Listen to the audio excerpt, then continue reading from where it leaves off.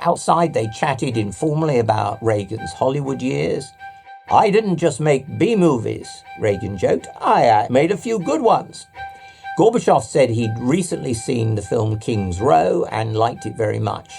And that was probably a well-judged piece of flattery because Reagan considered that his best movie. Famous for his line on discovering that both his legs had been amputated. "Where's the rest of me?"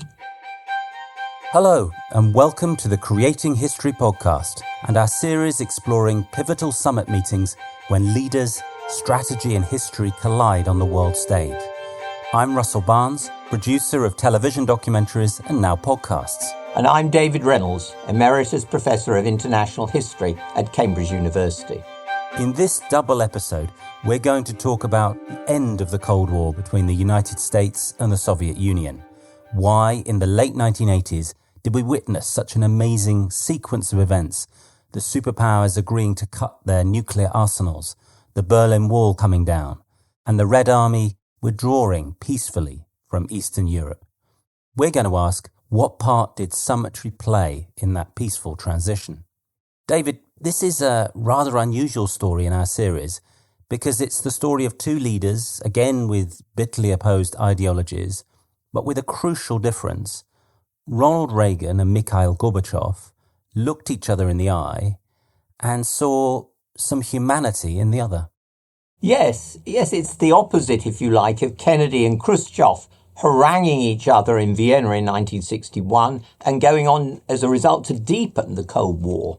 Or you could say, if you think about our last episode, Anwar Sadat and Menachem Begin going at each other hammer and tongs at Camp David in 1978.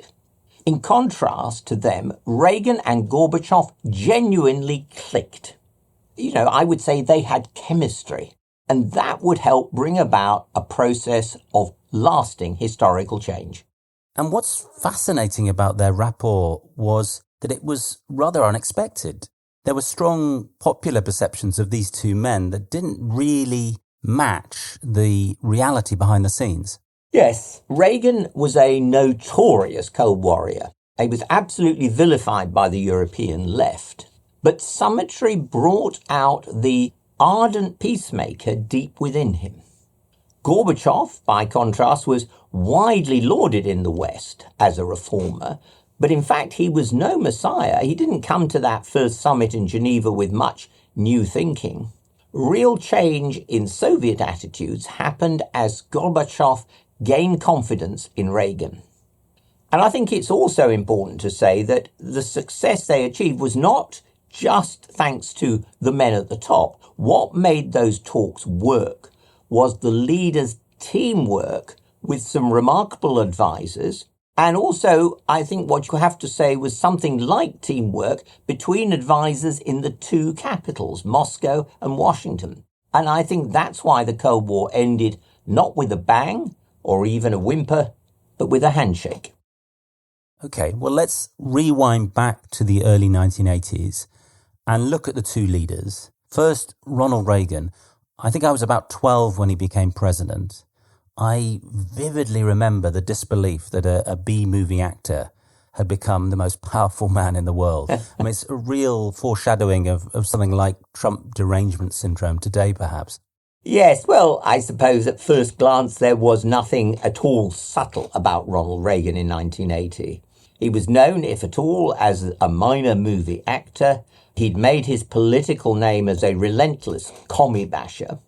And right from his first press conference as president, he struck a almost belligerent note towards the Soviets, claiming that the only morality they recognized was what would further their cause. And 2 years later, he made the same point more pithily, calling the Soviet Union an evil empire. But behind that rhetoric, he was a more complex figure than we might imagine. Yes. I mean, though he's reviled by the peace movement, I think in his own way, Reagan is something of a peacenik. He's a Cold Warrior who nevertheless hates the bomb. He believes that the Cold War policy of deterrence based on mutually assured destruction, acronym MAD, was true madness. His close advisors actually didn't think he would have been willing to launch America's nuclear weapons, even if the country was under attack. And at times, Reagan had these sort of flights of imagination about ridding the world of the nuclear threat. What lay behind that? Well, Reagan had been raised as an evangelical Protestant with a profound sense of good and evil. And his faith, though very private, ran deep. And it was also, I think, strengthened by an assassination attempt on him at the end of March 1981. That's barely 2 months into his presidency. One of the bullets struck just an inch from his heart. So his life was in danger, and it was saved only because of quick reaction by the Secret Service and by surgeons in a nearby hospital. And Reagan, who was always something of a joker, his quip on the operating table has gone down in, if you like, American folklore. He said to the surgeons, "Please tell me you're Republicans." After that assassination attempt, Reagan brooded on why God had spared him, and he concluded it was to fulfill a providential mission to leave the world a safer place. Through Summitry? Well, not at that stage, I think. Reagan had a more grandiose plan that would, in fact, almost get in the way of Summitry. He wanted to replace mutually assured destruction with mutual survival. And he announced on national TV a new project that he claimed would, quote, render nuclear weapons impotent and obsolete. The idea was to create a system to intercept and destroy Soviet ballistic missiles before they reached American soil or reached the soil of America's allies. This was a multi-billion-dollar project, and the White House called it the Strategic Defense Initiative, SDI, or the Peace Shield. But of course everyone started calling it Star Wars. Yes. And it was seen, I remember, not so much as a step towards peace, but an escalation of the arms race into space. Yeah, and this was not just a fear among critics in Western Europe and the US. In Moscow, it was believed that if America's missile shield did work, the US could mount a nuclear strike on Moscow without fear of retaliation. And those fears were made only worse by what Reagan said once when he was testing a radio microphone. He said, "My fellow Americans, I am pleased to tell you that today I have signed legislation that will outlaw Russia forever. We begin bombing in 5 minutes." Well, Reagan was doing what he considered a bit of fun, but those remarks had been recorded. They were leaked around the world. The Soviets denounced them as unprecedentedly hostile. And this wasn't the only gaffe. I mean, there were all sorts of things that shook international confidence in whether this man was really a man of peace. But Reagan's rhetoric wasn't the only reason why Summitry was slow to get going. No. The Soviets were still really vigorous Cold Warriors at this stage, from full-scale fighting in Afghanistan to brutal crackdowns in Poland. So the times were simply not right. And anyway, I think you'd have to say that the Soviet leadership was not, shall we put it politely, up to the cut and thrust of summit diplomacy. Leonid Brezhnev, the general secretary who'd really rather charmed Nixon back in 1972, as we've seen, was now literally on his last legs a decade later, senile and incompetent, often in a wheelchair. This was symbolic, it seemed, of an ailing bureaucratic regime that did everything by the book and simply couldn't change. This was the so-called era of stagnation. And there were also lots of great jokes about it. Here's one I remember being told by Russians themselves when I was in Moscow in the 1980s. So you have to imagine Brezhnev greeting Mrs. Thatcher on her arrival at the airport. And he's reading his what are now essential prompt cards so he can do anything and say anything. So he says, "We welcome you, Mrs. Gandhi." An aide whispers in his ear, "Mrs. Thatcher." Brezhnev glares at him. "We welcome you, Mrs. Gandhi." "Leonid Ilyich, she is not Mrs. Gandhi. She is Mrs. Thatcher." "You fool. I know that she is Mrs. Thatcher, but it says here, Mrs. Gandhi. Very good. I think Brezhnev is up there with your Nixon impression. Well, thank you, Mr. Director. So Leonid Ilyich finally expires in November 1982. He's replaced by Yuri Andropov, a former head of the KGB. But then Andropov himself dies in February 1984. He'd been desperately ill all along with kidney failure. Yes, after Vice President George Bush attends his second Soviet state funeral in 15 months, he jokes to US Embassy staff, "See you again, same time, next year." Well, he was wrong, but only by 1 month. Yes, because the next leader was another geriatric, Konstantin Chernenko, who wheezed his way into the grave in March 1985. So a really rapid turnover at the top of the Soviet pyramid. And with all these state funerals, there clearly wasn't much time to plan Summitry. No, that's right. But joking aside, I think we need to remember this. These were old men who shared an old paranoia. They never forgot being invaded out of the blue by Hitler in 1941. And the just appalling conflict that ensued cost 28 million Russian dead. Now, that's roughly 1 in 7 of the pre-war population. So that generation of Soviet leaders carried over the fear of surprise attack from that experience to the era of nuclear weapons and to a new enemy, the United States. And they were really rattled by Reagan's strong language and by the new cruise and Pershing missiles deployed in Western Europe. And this anxiety in the Kremlin peaked in November 1983 when they misinterpreted a NATO exercise as a sign that American bases had been placed on full alert. Reagan was depicted in the Russian media as the man willing and able to push the nuclear button, sometimes even portrayed as a modern-day Hitler. Now, what's striking about that is that when Reagan actually learned what had gone on in Moscow, he was genuinely shocked. For years, he'd been saying that the Soviet leaders would stop at nothing, even war, to achieve their ends. Now he discovers they believe the same thing about him. And that encourages, in Reagan, a new sense of the Russians as fellow human beings. Yes, and he's also deeply affected by a blockbuster movie. I mean, this is a man who does movies all the time and has watched them. And this one was called The Day After. And it imagined a college town in Middle America, actually Lawrence, Kansas, in the aftermath of a nuclear attack. And the images of death and devastation, sickness and famine left him really, really depressed. It really struck him. So in a major shift, he makes a TV address stating that in this nuclear age, and even though we're talking about an evil regime, it was imperative to talk. Delivered in his folksy style, I imagine. Yes, very much so. He imagines an American couple and a Russian couple. He calls them Jim and Sally, Ivan and Anya. And they just happen to be finding themselves sitting together.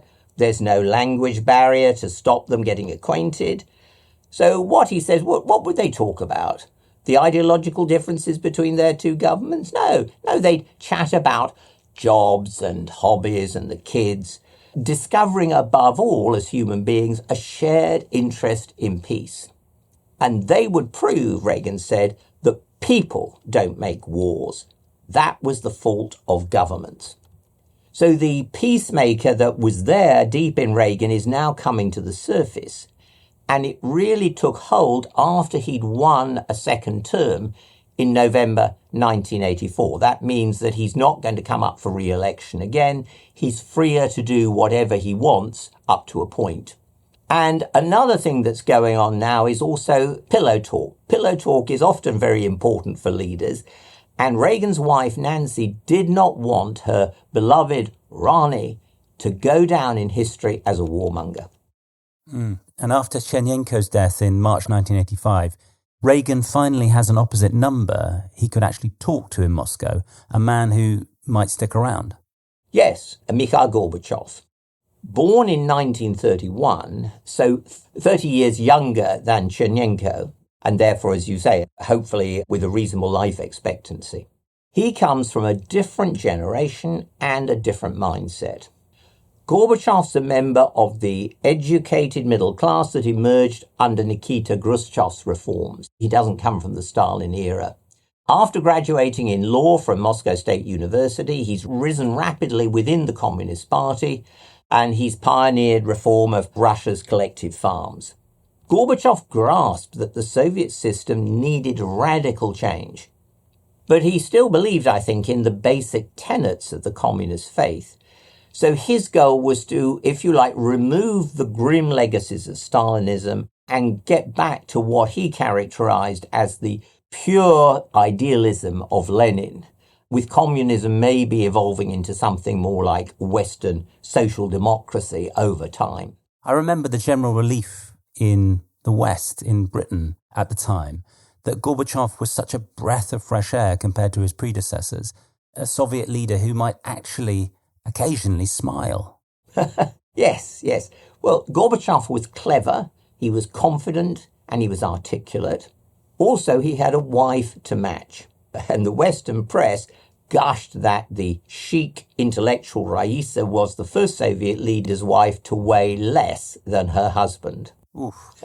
And then Margaret Thatcher famously said Mr. Gorbachev was somebody we could do business with when he visited London as Deputy General Secretary in December 1984. Yes, so Thatcher quickly briefs Reagan on what she calls this unusual Russian. And that means that when Gorbachev becomes Soviet leader the following March, Reagan's well primed and he immediately proposes a summit in Washington.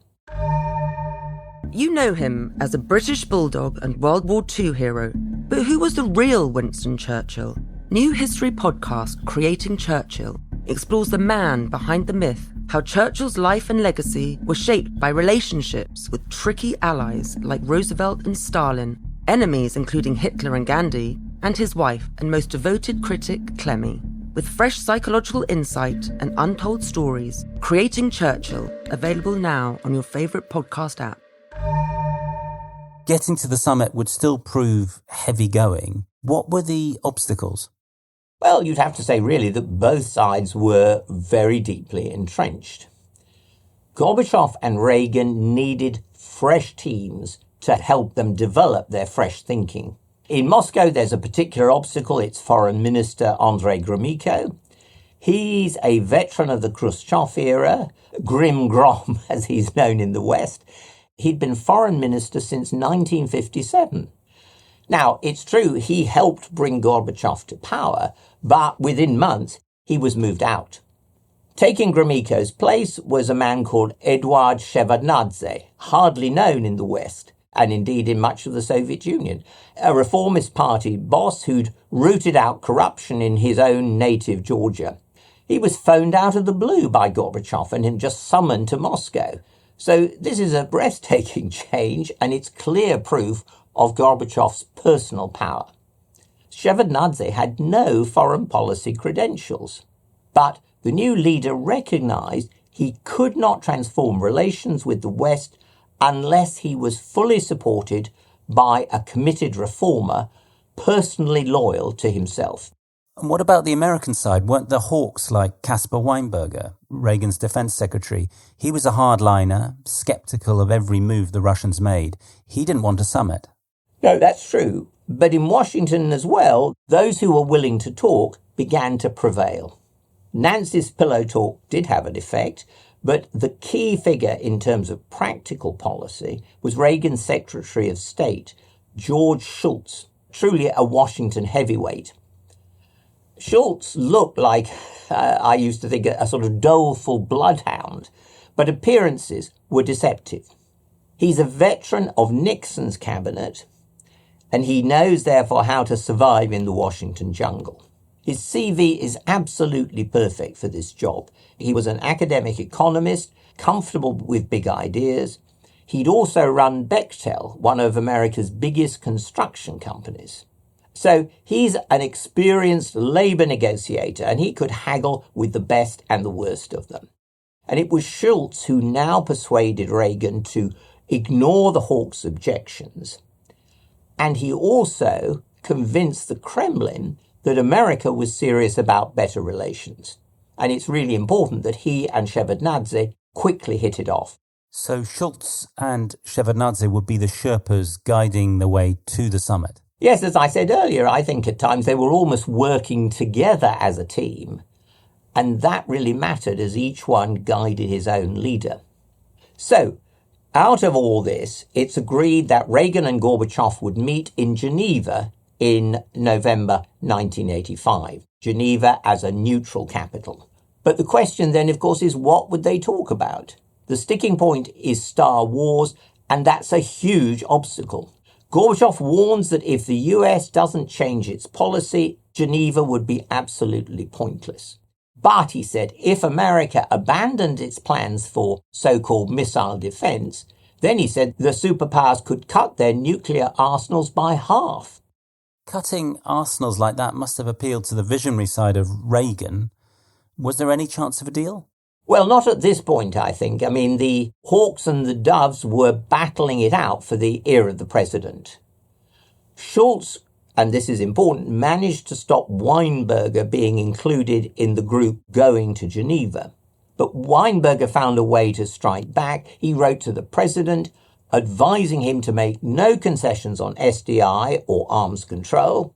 And being a canny operator, he also managed to ensure that his letter was leaked to the press.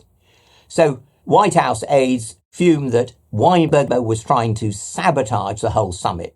So this kind of feuding undermined American diplomacy, and it also sent signals to Gorbachev that Reagan wasn't serious. So you'd have to say that the omens for the summit did not look good. So the American party arrived in Geneva on Saturday the 16th of November 1985, and that's a full 2 days before the Soviets. Why were the Americans so early? Well, the president needed plenty of time to recover from jet lag.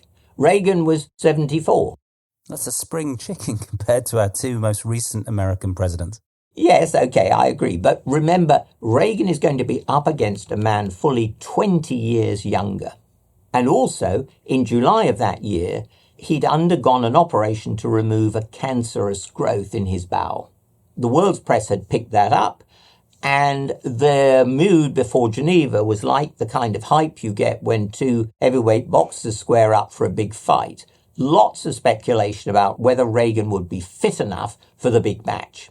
Or would the dynamic Gorbachev and his smart, chic wife upstage the senior citizens from Hollywood? It was on this sort of level. Media, of course, loves this kind of stuff. But even amongst Reagan's entourage, there were a lot of frissons of anxiety about how the meetings would go. So was the old prize fighter being put through his paces? Oh, yes, very much so. We should remember, Reagan was widely thought of and derided in the West as a B-movie actor, sometimes called the acting president. But we need to remember that he'd had a long spell in earlier life as the General Electric Corporation's roving ambassador. And that meant he went all over the United States giving kind of punchy pep talks to the company's employees. And that's how he got the nickname the Great Communicator. The problem was that this kind of thing that he was very good at was set-piece talks, carefully rehearsed. Off the stump, he's known to have a short attention span and to be pretty fuzzy on details. In the White House, aides were alarmed by his reliance on slogans when speaking about the Soviets, and they subjected the president before Geneva to what was jokingly called Soviet Union 101, which was the kind of equivalent of an introductory college course about the country, its politics and people. And Reagan and his team even secretly rehearsed summit scenarios with one of his advisors playing the role of Gorbachev. So finally the moment came. Day one of the summit took place at Fleur d'Eau, a secluded chateau on Lake Geneva, carefully chosen by the American advance team. I suppose like all modern summits, the Sherpas had to climb every mountain and survey every valley in advance. Yes, cue Julie Andrews. I agree, Russell, yeah. Reagan arrived at Fleur d'Eau early that morning. He was ready to welcome Gorbachev at 10 a.m. And you have to imagine him pacing around the entrance hall. He's got his overcoat on to keep warm. Then, as the Soviet limo screeched to a halt outside, he takes off his coat, strides out into the cold, and the two leaders then shook hands warmly. But what strikes the world media was the image of Gorbachev, who's muffled up in a coat and scarf, and Reagan looking, if anything, like Gorbachev's junior, a picture of vigor in this, beautiful, elegant suit of his. So it's like Kennedy in our Vienna 1961 podcast, striding out to meet Khrushchev and making a point of their height difference in front of the cameras. Yes, Gorbachev, through gritted teeth, I think, keeps smiling for the cameras at Fleur d'Eau, but he knew the president had won the first round in the PR battle and the optics.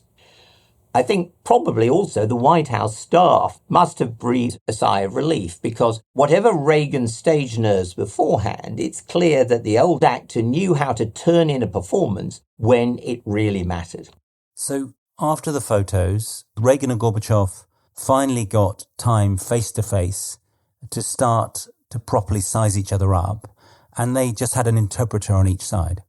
Yes, now this initial chat was scheduled to last only 15 minutes, but it ran on, and White House staff began to get anxious. After 40 minutes, the president's assistant, Jim Kuhn, asked Secretary of State Shultz if perhaps he should go in and just try and move things on. And Shultz just barked back, "If you're dumb enough to do that, you shouldn't be in your job."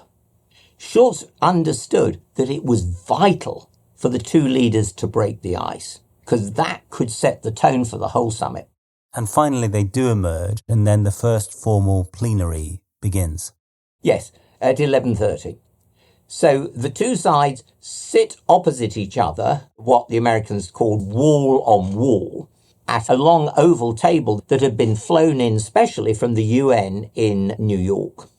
Gorbachev wants to set out the big issues. Reagan wants to deal with the mutual suspicions that need to be overcome before you get down to talking about anything else. The language overall's polite and restrained, but the undertones are dark. So at one point, for example, Reagan declares, "Maybe the Soviet Union doesn't want war, but it seems to want to get its own way." Gorbachev was not impressed. He told his advisors afterwards, "This man is a dinosaur." So it sounds like things were quite tense as they broke for lunch.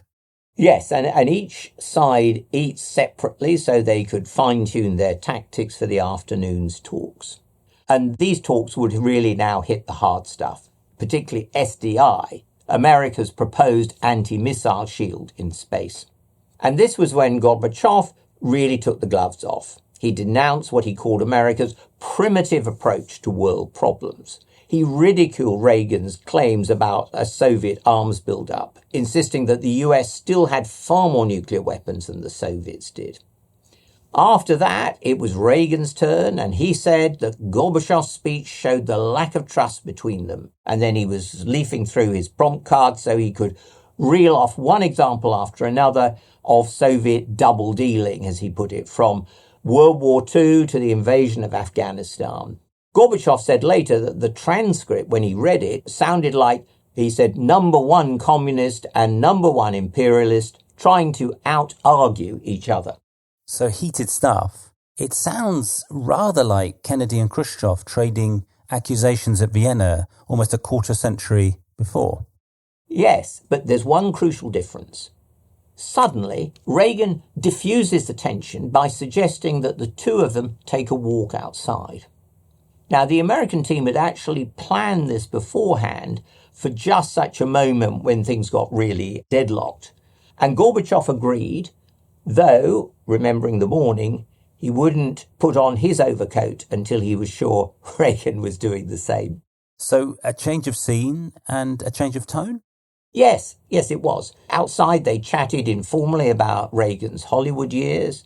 "I didn't just make B-movies," Reagan joked. "I made a few good ones." Gorbachev said he'd recently seen the film King's Row and liked it very much. And that was probably a well-judged piece of flattery because Reagan considered that his best movie. Famous for his line on discovering that both his legs had been amputated. "Where's the rest of me?"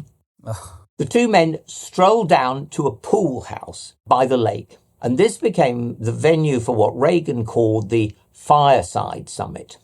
In front of a roaring fire, the president handed Gorbachev a translation of the latest American arms control proposal, and they quickly got back to the Missile Defense Initiative. Soviet leader bangs away again about the folly of space weapons. Reagan keeps insisting that SDI is purely defensive. And Gorbachev just really angrily questions what the hell was the logic of starting an arms race in a new arena. How did Reagan respond to that? Well, he got on to his favourite image, which was the spear and the shield.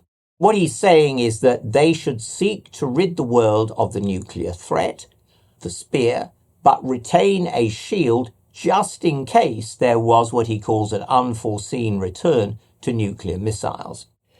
And Gorbachev says that at a human level, he could understand the president's feelings. But speaking as a political leader, he couldn't possibly agree to anything like that. After all, he points out, America could launch its nuclear spear and then use its shield as protection when the Soviets threw their spear in retaliation. In other words, the Americans would be in a position to launch a first strike against the Soviet Union, a first strike that would be absolutely devastating. Now, before the meeting, Schultz warned Reagan that Gorbachev was going to mount an all-out attack on SDI. "Well," wrote the president in his diary, "this will be a case of an irresistible force meeting an immovable object." So it sounds like they were back to square one, really. Well, I think not quite, because Gorbachev and Reagan had seen enough and heard enough from each other not to let an ideological clash ruin another summit, like it had at Vienna in 1961. So they pull back. They agreed to talk about these issues further on the second day of their summit. But in fact, Gorbachev is already talking about having another summit after Geneva. Reagan invites him to come to Washington. Gorbachev accepts, and he suggests a return visit by Reagan to Moscow. So when these two guys get back to the main house, Reagan's advisors are absolutely astonished when he announces that we've already fixed up another summit. He goes on ribbing Schultz for weeks about his diplomatic coup. And on the gravel at the end of the first day, Reagan and Gorbachev shook hands and they looked each other in the eye, and observers said that the chemistry was palpable. So something had really shifted during that side meeting at the pool house? Yes, at the first session, Gorbachev told his aides later, he saw only blank, uncomprehending eyes as the president mumbled certain banalities from his paper. But as the day went on, Gorbachev, began to discern another Reagan. And in the pool house, he said, they had managed to engage in a genuinely human conversation. And Reagan felt the same way. He enjoyed the Soviet leader's passion and animation. And he told some of his hardline staff, I just can't keep poking him in the eye. You could almost get to like the guy. And I tell myself, I mustn't do that because he could turn. So a growing rapport, and that must have been strengthened in the evening with a dinner hosted by the Soviets. Yes, but there was a sour note. Nancy Reagan and Raisa Gorbachev did not click. And that's a sharp contrast with this growing rapport between the two husbands. Those two women were like chalk and cheese. An ex-Hollywood starlet obsessed by astrology and a PhD in sociology who gave lectures about Marxism-Leninism. In fact, lectured was the operative word about Raisa, and Nancy found it very hard to get a word in edgeways, and she was no shrinking violet. Afterwards, she exploded in fury. "Who does that dame think she is?" So on day 2, it's the Soviets' turn to host the Americans, and before the plenary session, the two leaders had another one-on-one. But Reagan had woken up on the wrong side of bed. Yeah, you might say this was the morning after the night before. Neither man was at his best. Reagan struck a hawkish note when they got onto human rights. That irritated Gorbachev, who considered such talk to be largely propaganda. The whole atmosphere that morning was noticeably less cordial. It sounds like Reagan, in fact, had drunk too much coffee at breakfast. He was feeling uncomfortable. Their meeting dragged on for 70 minutes, and by the time it ended, both men were in a very, very bad mood. And the next plenary session then came to the crunch issue, SDI. Yes, so Gorbachev warns again about an arms race in space. Reagan insists that he's only talking about research and would share the results. It's the same clash as the day before, but this time there's no respite, there's no walk to the pool house, they just slug it out. And Gorbachev, who is a charmer in public, could flare up very angrily in private. At one point he demands, "Why don't you believe me when I say the Soviet Union will never attack?" And he wouldn't give Reagan and the interpreter time to respond. "Please answer me, Mr. President. What is your answer?" He kept banging the table. Finally, Reagan gets a word in. He says, "Look, no one can tell the American people they should rely on personal faith rather than sound defense." Perfectly good point. Yes, but then Gorbachev shifts his attack. "Why should I believe you mean what you say about sharing SDI research when you don't even share your advanced technology with your own allies? Let's be more realistic." So then once again, he goes over the Soviet offer, deep cuts in nuclear arsenals if the US will abandon what he calls the Firebird of missile defense. So they keep going on about this, and eventually they just stop. There's a long silence, maybe 30 seconds or so, and these two leaders, just red-faced and exhausted, stare at each other. So each side was waiting for the other to blink first? Yes, probably so. But then what's interesting is that Gorbachev blinks, and he does so in a different way. He throws his pencil down on the table, flings up his arms and says, "Mr. President, I don't agree with you, but I can see you really mean it." And then he added quietly, "Maybe this has grown a little bit heated. I was just trying to convey to you our concern about SDI." Extraordinary moment. Yeah, on the face of it, a tactical victory for Reagan. But at a deeper level, I think, Gorbachev had shown imaginative leadership. He deliberately backed away from yet more point scoring in order to allow the larger dialogue to continue. And in the evening, it was now the turn of the Americans to invite the Soviets to dinner. Yes, so this dinner is held at Reagan's residence, and the atmosphere's convivial once again. Reagan said that he and Gorbachev were meeting for the first time at this level, and therefore they had, as he put it, little practice. But having read the history of previous summits, he'd concluded that earlier leaders really hadn't accomplished very much. And with Gorbachev nodding in agreement, the translation, Reagan suggested that the two of them should simply say, "To hell with the past. We'll do it our way and get something done."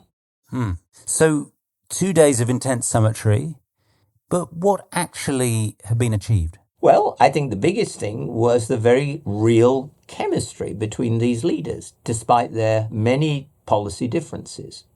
Yeah, there had been moments of one-upsmanship, but unlike Khrushchev and Kennedy say, these leaders had moved beyond rhetoric and were determined to continue negotiating. And you also have to remember that behind all that drama, there's a lot of less eye-catching developments fixed up by Shevardnadze and Schultz. So, for example, plans for cultural and educational exchanges involving sports teams, scientists, teachers, and so on. In other words, building trust at a more general level between the two societies. So nothing concrete had been decided on the vital questions of arms control, but a relationship of trust was starting to develop. Yeah, I'd say the success of summits can be measured in their symbolism as well as their substance. The visible rapport between these two leaders, remember, all those images are going around the world. They create a profound shift in public perceptions. They help to build confidence between East and West. So Geneva had fostered a culture of negotiation across this Cold War divide. I would say this is Summitry as a truly humanizing force, a vital first step that made possible the more concrete breakthroughs that would come in later summits. Thank you, David, for those insights on the Geneva Summit. And thank you, listeners, for joining us on Creating History. In our next episode, part 2 of this story, we explored those subsequent breakthroughs, Reagan and Gorbachev's historic visits to each other's capitals, and how the superpowers' decades-long Cold War came to an end. Join us for the handshake.